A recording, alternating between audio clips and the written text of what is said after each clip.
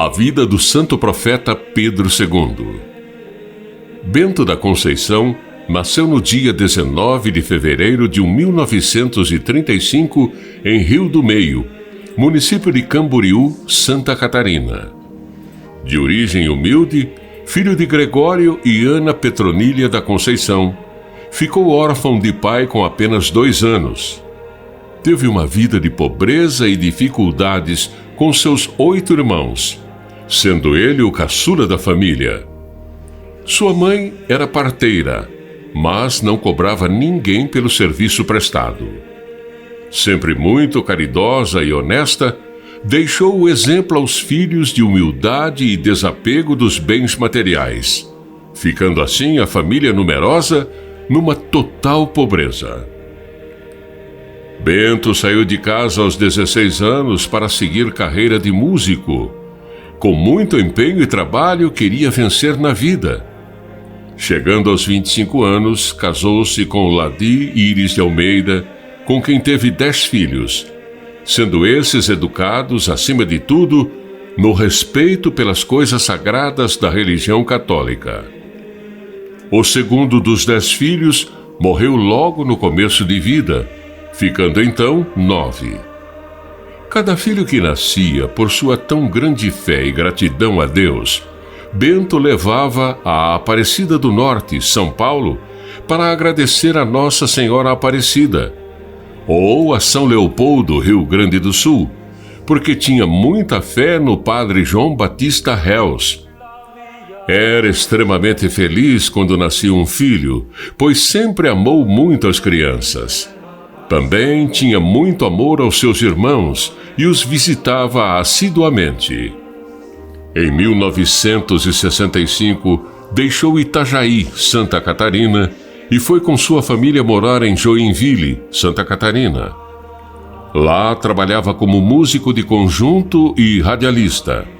Bento chegou a gravar 3 LPs, discos de vinil, na época que o cantor gaúcho Teixeirinha estava no auge da carreira.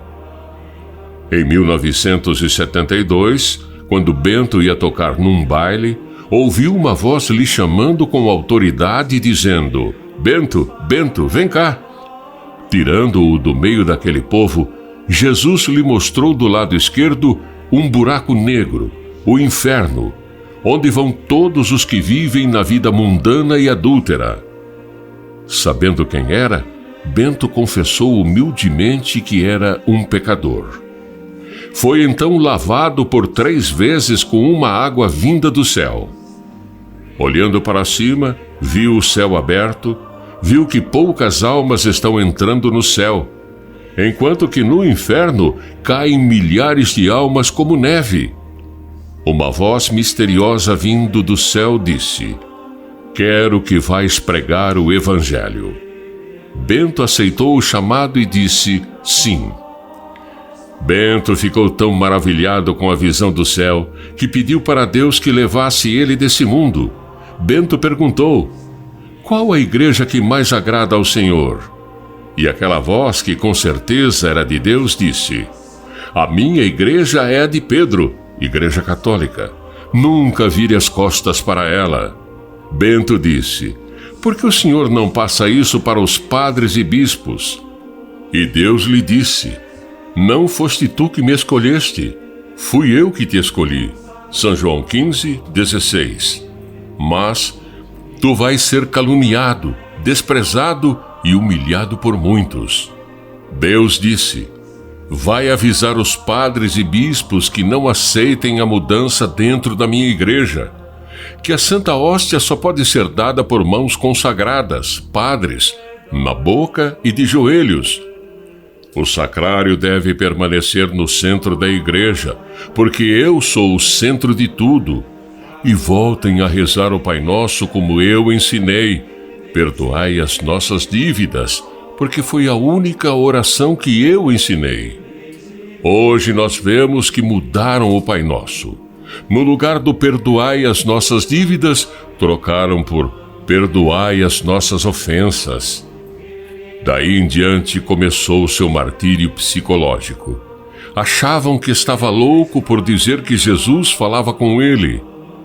Sua maior tristeza foi ser desprezado por alguns parentes, amigos e até pelos próprios membros da Igreja Católica, por quem tanto lutava e guiava a todos para a única igreja deixada por Cristo, cuidando e zelando pela casa de Deus, a fim de garantir o respeito e a obediência às leis divinas. Bento foi falar com Dom Orlando, na época bispo de Joinville, mas ele não aceitou as mensagens e Bento saiu chorando do confessionário. Sua casa era sempre cheia de pobres e doentes que procuravam ajuda e remédio para suas dores, pois Deus também lhe concedeu o dom da cura, sem nunca cobrar nada de ninguém. Em 1990, Deus pediu para ele, junto com a família, ir para Taquaras, em Balneário Camboriú, para ficar definitivamente pregando o Evangelho ao povo que estava se distanciando de Deus. No mês de março de 1992, indo com seu filho apanhar umas orquídeas na mata, na praia de Taquarinhas, enquanto descansava debaixo de uma pequena árvore e conversando com Deus, de repente uma folhinha do pé da árvore começou a girar em sua frente. Nesta hora percebeu que alguma coisa estava acontecendo. Olhou para os galhos da árvore, então viu que um fenômeno estava acontecendo, pois em cada galho havia uma letra. Num galho, a letra D, em outro a letra E, em outro a letra U, e no outro galho a letra S. Então o profeta cortou as letras e formou a palavra Deus, a assinatura do Criador. No dia 10 de novembro de 1994, Bento recebeu a primeira mensagem de Jesus que lhe disse: de agora em diante escreverá todos os dias. Recebeu 4.708 mensagens celestiais de Jesus, de Maria, dos anjos e santos, com apenas a terceira série primária. Lembramos o que diz a Sagrada Escritura: eu te louvo, Pai, Senhor do céu e da terra, porque escondestes estas coisas aos sábios e entendidos e as revelastes aos pequeninos. São Mateus 11, 25. Deus pediu para Bento construir em Taquaras uma igreja, e ele foi à luta, sem salário e sem aposentadoria. Junto com os filhos e a ajuda da comunidade, construíram a igreja de São Pedro. E Frei Anselmo, que na época era pároco da igreja santinesa em Balneário Camboriú, celebrava a Santa Missa nessa igreja. Ele concordava com os ensinamentos de Bento. A Santa Hóstia era dada na boca e de joelhos. Mulheres usavam véu na cabeça e ninguém entrava mal vestido na igreja. Em 1997, Frei Albino veio de São Paulo para substituir Frei Anselmo. Frei Albino disse ao profeta que a comunhão tinha que ser dada na mão e não precisava mais dobrar seus joelhos para Jesus, porque isso era coisa do passado. E disse também que o profeta precisava escolher entre acatar as novas regras que estavam sendo impostas ou continuar divulgando as mensagens e pregando o conservadorismo da Igreja Católica.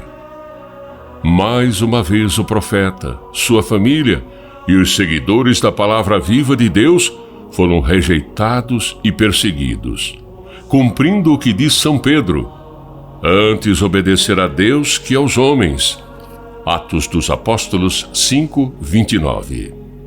Em 1996, começaram a aparecer divulgadores tocados por Deus para distribuir as mensagens em folhetos e livros, pois nosso Senhor Jesus Cristo tinha dito nas mensagens que ele ia enviar pessoas que não iriam medir esforços para divulgar esta obra. Hoje, graças a Deus, a obra está sendo conhecida em muitos países. Mandamos um livro com as mensagens ao Santo Papa João Paulo II em Roma, e ele mandou uma carta agradecendo e pediu para procurarmos o bispo da arquidiocese de Florianópolis, que na época era Dom Eusébio Oscar Scheide, já falecido. Ele nos recebeu, leu a carta do Papa e disse com deboche: "A carta é do Papa mesmo, mas eu vou desmascarar esse profeta." Mais uma vez fomos rejeitados pelos membros da igreja. Depois, em 1998, conhecemos o Carmelo em Cabeçudas, Itajaí, Santa Catarina. Ali, o padre Francisco Marini nos atendeu muito bem e disse: "Podem vir na missa aqui, eu dou a Santa Comunhão na boca e de joelhos." Ele até mostrou o Catecismo Amarelo de São João Paulo II, em que está escrito: "Portanto, ninguém pode negar a Sagrada Comunhão a um fiel que a peça, diretamente na boca e de joelhos." Não demorou muito tempo, e as irmãs do Carmelo telefonaram para mim dizendo: "Eugênio, avise o profeta e família para não virem mais, porque o bispo Dom Eusébio ficou sabendo que vocês vêm na missa aqui e ameaçou de fechar o Carmelo se vocês continuarem vindo." Mais uma vez, o profeta, sua família e os que acompanham esta obra foram rejeitados.